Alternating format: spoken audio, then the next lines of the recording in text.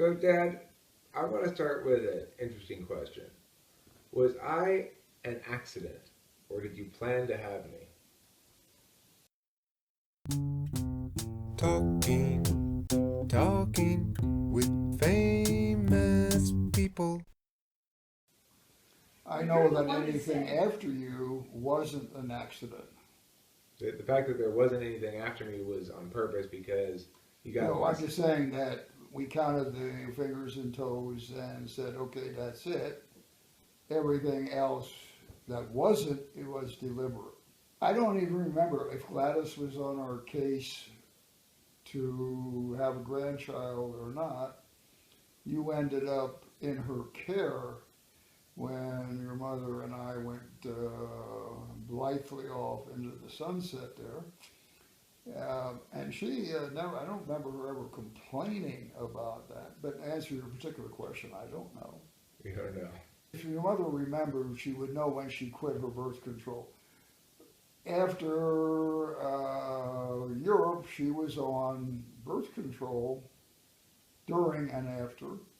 Then she would have had to have quit, so it would have had to have been a planned event. I see. I think we were 26, 27, maybe older. I have to go back do the math when you You were. were 35. Yeah, okay. So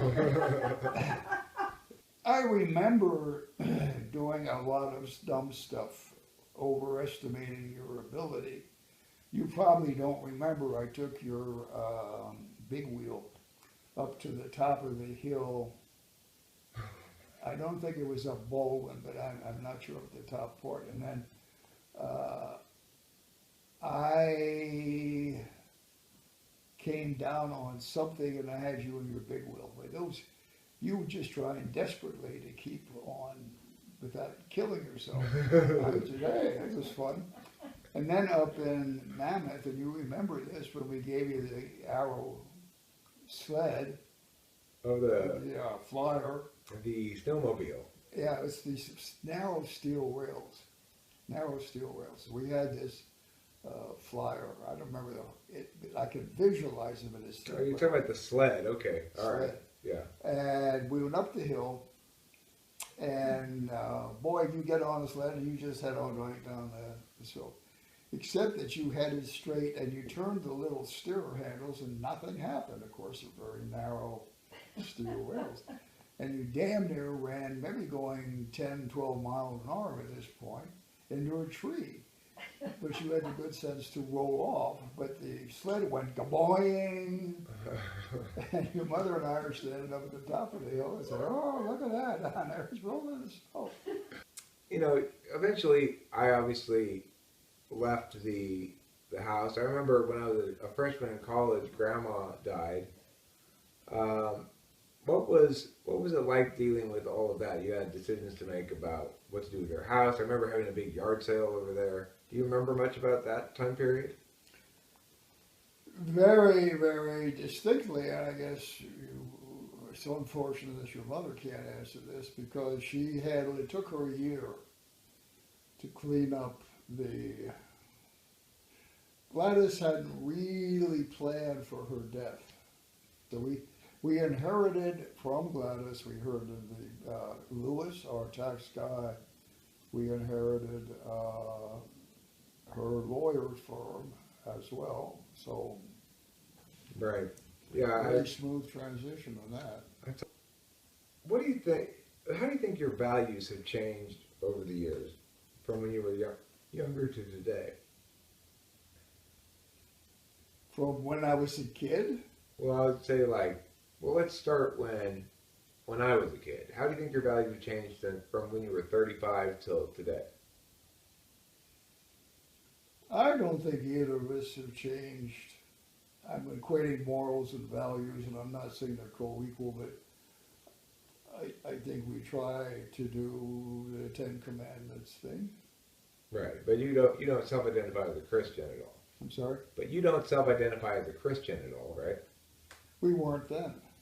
Right, but you still say that you think in general the Ten Commandments provide a good moral guide. Well, the Ten Commandments as is translated into our legal code, which is heavily relies on the Ten Commandments, if you want to look at it that way. If you want to get into the fine points of lying, which is, do you tell an old woman she's pretty, or do you tell her you're really, really ugly? I mean, you know. What do you think? What's the answer to that? Well, there's the gray areas in all of this. You know, murder. If I'm called into combat and I shoot 45 guys, I'm a hero. If I walk out in the street, maybe not Trump. Trump said he would shoot somebody that still vote for it. But yeah, there's gray areas in all of this. So you try and stay within the middle. So do you think that the moral indications of life are broadly negative, that is to say things you shouldn't do? Or do you think that there are general positive moral indications, things you ought to do? I don't understand the question. Is, do I think that they are generally negative, then thou shalt or thou shalt not? Right, what I'm saying is Is that you've what you're indicated asking? you've indicated so far that you agree with the shalt not aspects in general, although there's some gray areas. What I'm saying is, do you have an equivalent thought about positive moral indications, like you should be altruistic, or you should, give money to the church, or whatever? The American legal code, as per the English common law, is based on if it isn't forbidden, it's permitted, which is a permissive code. In many other legal systems, or an alternate legal system. The two alternatives are, if it isn't forbidden, it's permitted, and if it isn't permitted, it's forbidden, right? Yeah. Okay.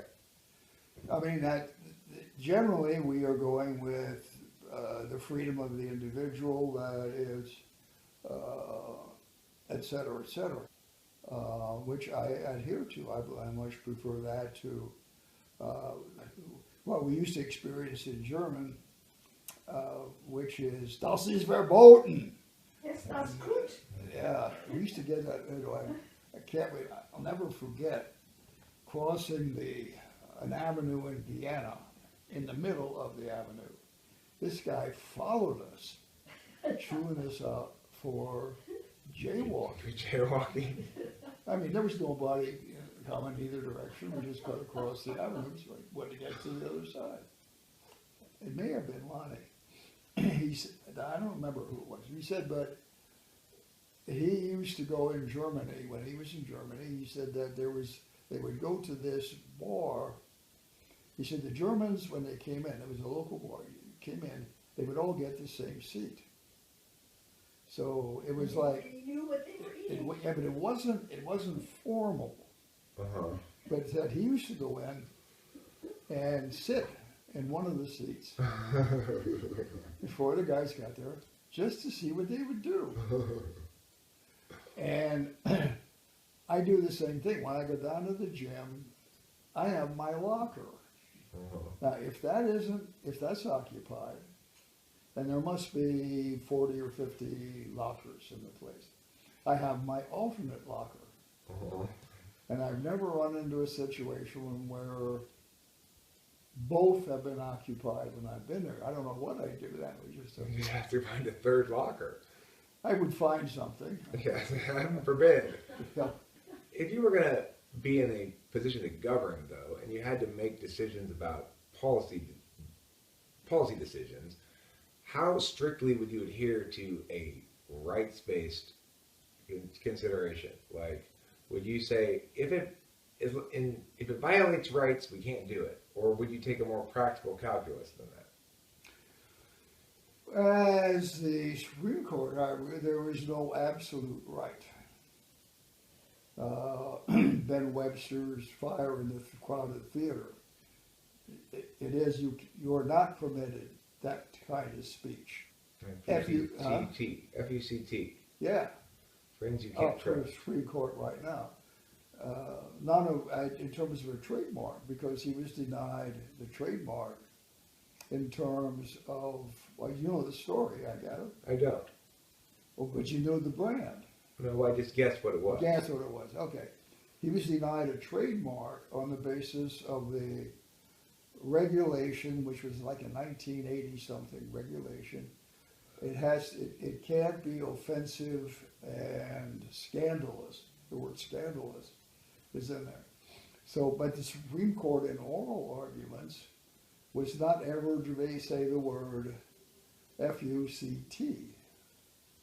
They didn't I ever, have the, huh? they never said it in the arguments. You're No, saying? they worked all the way around. They never said the word. Okay. They just always Okay. spelled it, or what? Or referred to it as the word. As the word, or that thing, or, Right. Yeah. Sure. no, not one of the justices could bring himself to say it. Talking with fame.